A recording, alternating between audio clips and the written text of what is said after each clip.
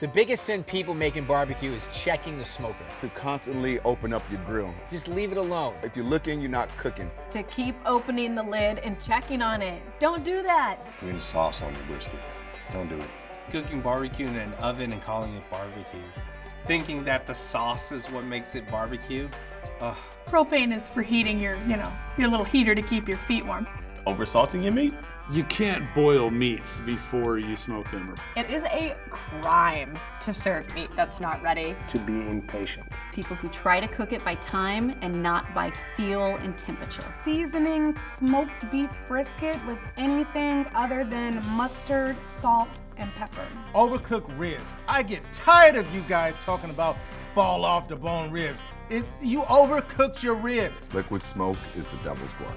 I mean, if you need liquid smoke, you did a lot of stuff wrong.